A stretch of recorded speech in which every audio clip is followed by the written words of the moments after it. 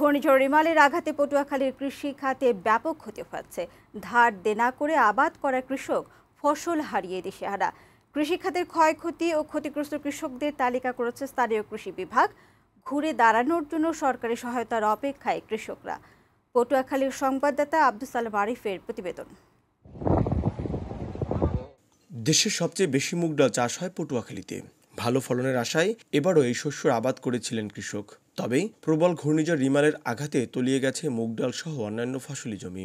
ঝড়ের তাণ্ডবে মাটির সঙ্গে মিশে গেছে মুগ ডাল, মরিচ, চীনাবাদাম, ভুট্টা, কলা, পেঁপে, শাকসবজি, পানের বরজ।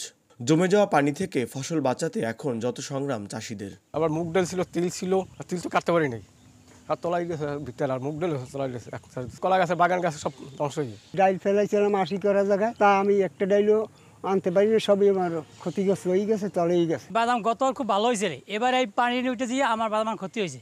গত 200 কেজির মতো বাদাম হয়েছিল, এবার মানে 100 কেজি হয় কিনা সন্দেহ। জেলা কৃষি বিভাগের তথ্য মতে ঘূর্ণিঝড়ে পটুয়াখালীর অর্ধলক্ষাধিক কৃষক ক্ষতিগ্রস্ত হয়েছেন। তাদের পুনর্বাসনে বিনামূল্যে বীজ ও সার দেওয়া হবে বলে জানায় কৃষি বিভাগ। 18,200 জন কৃষককে বিনামূল্যে আমনের সার বীজ দেওয়া হবে, যেটি আমরা উপজেলা পর্যায়ে বলেছি যে সমস্ত কৃষক ক্ষতিগ্রস্ত হয়েছে তাদের অগ্রাধিকার দিয়ে যাতে এই বিনামূল্যে সার বীজটি বিতরণ করা হয়। ঘূর্ণিঝড়ে পটুয়াখালীতে কৃষি খাতে প্রায় 26 কোটি টাকার ক্ষয়ক্ষতি হয়েছে বলেও জানান তিনি। আব্দুস সালাম আরিফ, বৈশাখী সংবাদ, পটুয়াখালী।